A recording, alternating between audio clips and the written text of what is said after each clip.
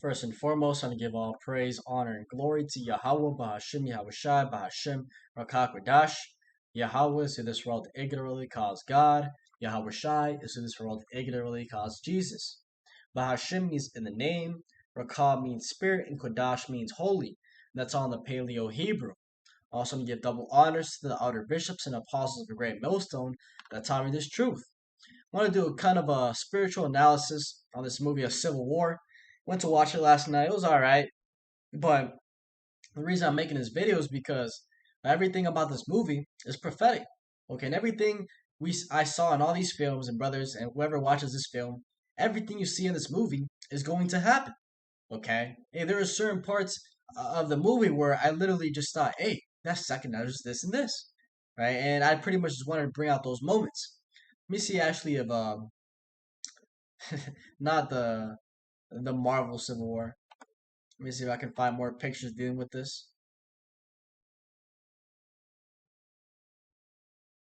But pretty much all this movie is predictive programming, right?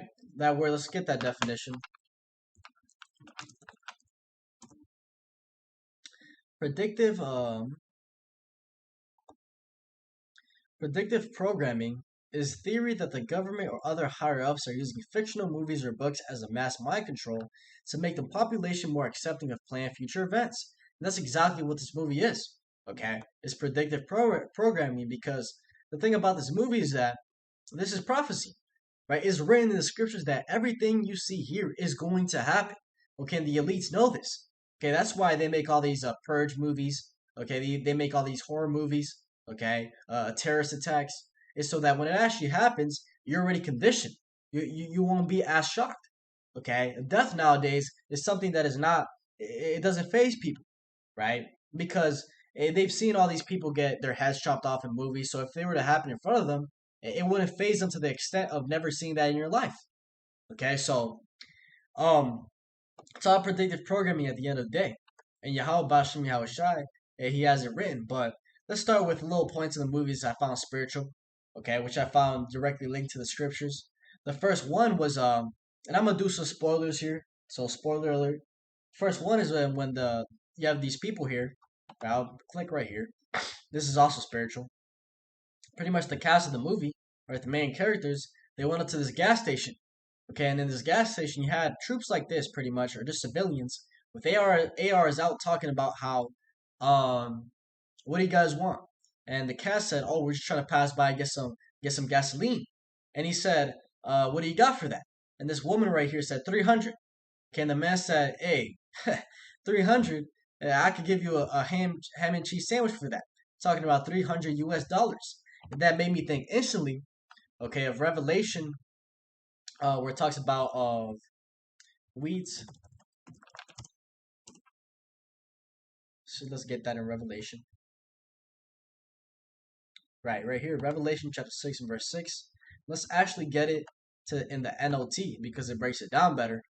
Right? This is Revelation chapter 6 and verse 6. It says, and I heard a voice from among the four living beings say, a loaf of bread, wheat, or 3 loaves of barley will cost a day's pay. And don't waste the olive oil and wine. Right? So that's the prophecy is that we're going to enter times where there's going to be great famine. Right? And for an entire day's pay, you're only going to be able to get a loaf of bread. Okay? And that's exactly what that guy in the movie was talking about. Right? He said, hey, 300 USD, I can get you a ham sandwich for that. And then the woman said, no, 300 CAD, right, Canadian. And then he started debating it and he ultimately agrees. But what that showed you right there is that the US dollar is going to be worth nothing. Okay? And we're going to enter times where that's going to be a reality. Right? The US dollar, ever since it was taken off the gold standard, is just a ticking time bomb waiting to be imploded. Right? The system was set up to collapse. And in this movie, it portrayed that. Okay, but also after they're pumping gas, this woman right here, or this little girl right here, she goes to the back of the gas station, and one of the guys follows her.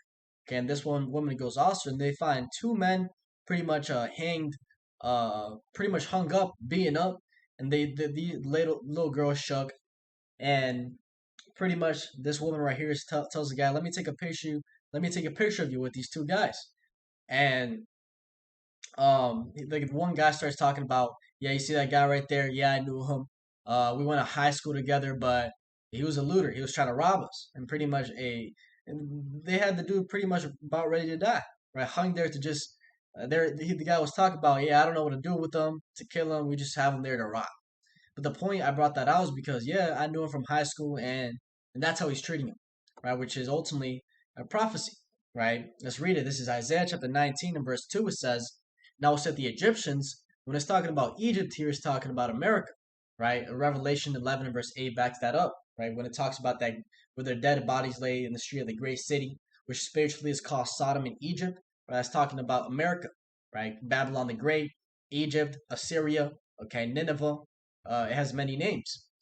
It says, "And I will set the Egyptians against the Egyptians," right? American against American.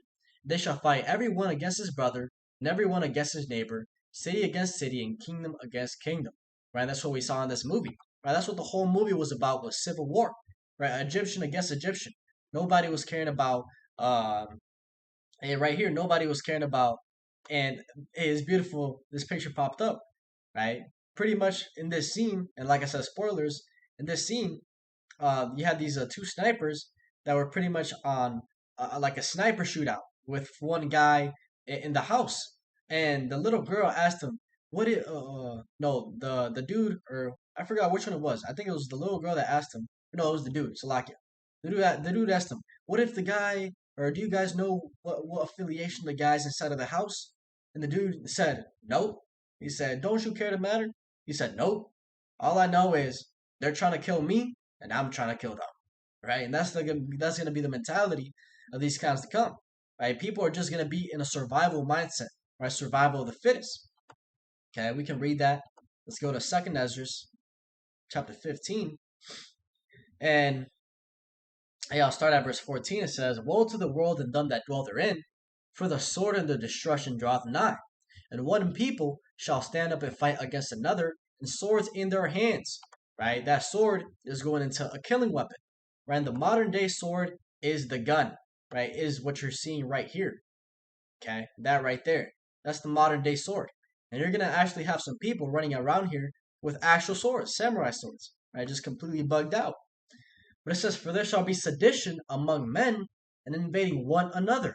They shall not regard their kings nor princes, and the course of their actions shall stand in their power." Right? So people are going to go against the government. That's what sedition is. And it says they're not going to regard their kings nor princes. They're not going to care what the president says. They're not going to care what the governor says. Right? Everybody's going to do whatever they want to do. And that's what we saw in this movie, is that you had all these people pretty much um, trying to go to Washington D.C. To kill the president, right? Which ultimately they did fulfill that at the end of the scene. Okay, but that's what we're about to enter, and they're showing you into this, right? And even right here, okay, this guy right here. Salaki, give me a second.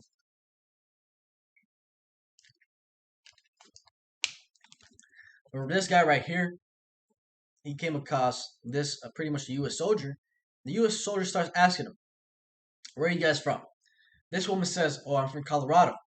This woman says, "I'm from Missouri." And then this guy says, "I'm from Florida." And then he said, "Ah, you see, Colorado, Missouri. That's what I'm talking about. That's American." And then this guy right here, back here, he was shitting himself. He was crying because he knew. Then this guy goes over here and he asks him, "Why are you crying? What was going on for you?" He said, "Where are you from?" He said, "China." And all you hear, boom, he shot him. Right? He shot him just because he's from China. Okay, and that's the type of pretty much brutality that we're about to enter. Is people are just, and they're gonna be doing whatever they want to do. Right? This guy doesn't have no command to spare these people. Right? In actuality, if you see the scene, there's like 20, 30, 40 people in a ditch. Right? They were pretty much trying to clean up. Okay, and hey, it's beautiful. This movie didn't really have a lot of action, or else slow pace, but the key scenes, they really emphasized the shooting, right? The people just running around, bullets flying. Okay, the vibe, the scene, right? Because that's something I always talk about, is that when you read these scriptures, you have to actually envision it. Okay, and this movie did exactly that. Right, it gave us a perspective on how things are going to be, and ultimately, no one can really imagine how this time we're about to enter into is gonna be because it says it's gonna be a time like never before seen, right? So you can't even imagine it, right? Look at all the things that happen in all of history, all the prophecies. Yeah, it's gonna top that. So hey, we'll see. All I know is Yahweh Bashim Yahweh Shai, he's gonna cover the elect, and Lord willing, I'm part of that number. Let's keep reading the prophecies. It says, and this is the key one I wanted to get. It says, a man shall desire to go into a city and shall not be able. Right? And there's a key scene in the movie where the cast right here, the main characters, they're trying to enter the city, and pretty much the road was closed off, blockaded, and you had 4 or 5 soldiers just like this. Right? And they pulled up in their van, they stopped, and the soldiers started asking for identification. Right? And pretty much these people were the press, so they were able to get in. But the reason I brought that out is that if you don't have the specific ID, you're not going to be able to get in that city. You're not going to be able to leave because it's going to be a strict lockdown, right? They're not just going to get some random person get into their fortified city and be able to kill and murder and rape and do all these things. No, there is going to be very locked down. Okay, and they only let these people in because they're press, right? The truck said press. They had the ID. Okay, they had pretty much authority. Okay, but in times to come, hey, it's going to be the same way. Okay, but ultimately the identification is going to be that chip, right? If you don't have that chip, you're not going to be able to get into that city, right? Because that chip is going to have everything. It's going to have who you are, where you've been, what you've bought, okay, your medical records, okay, if you're a threat or not, if you have all the updated vaccines, okay, it's going to have everything, okay? And just off that topic of the vaccines, they might not let you in, right? They might say, oh, no, you don't have all the updated vaccines, so we can't let you in because you might get everybody sick, okay? So, hey, there's 110 ways they can spin this thing. We'll just see, but that movie portrayed this. Man shall desire to go into a city and shall not be able. It says, for because of their pride, the city shall be destroyed, for because of their pride, the city shall be troubled, the houses shall be destroyed, and men shall be afraid. A man shall have no pity upon his neighbor, but shall destroy their houses with the sword, and spoil their goods, because of the lack of bread, and for great tribulation. Right? So, hey, your neighborhood neighbor, right? Joe Schmo, you've known your entire life, you hung out, got bitches with. Yeah, that nigga, he's gonna betray you, right? He's gonna take your house, he's gonna take your woman, he's gonna take your food, and he's gonna off you because that's gonna be the only option. Okay, the only option is gonna be damn. I don't have food, I don't have water, right? I can't find another means. This person over here that's alive, he must have some. Okay, and that's gonna be the mentality for everybody except the elect because the elect, we're going to be covered. Miracles are going to happen to us. Okay? So, just want to bring out a couple scriptures dealing with that, found spiritual. And, hey, it's a great movie, right? Great movie if you just look at it in prophecies wise, because if you're an action type person, there wasn't really much action. It was a slow paced, and it was pretty much just, yeah, slow pace. I'll put it like that. Well, hopefully it was edifying with that, and give all praise, honor, and glory to Yahweh, Ba'ashim, Yahushua, Ba'ashim, Rakak, Wadash, and double honors to the outer bishops and apostles of Great Millstone that taught me this truth. Shalom to you, Shalom.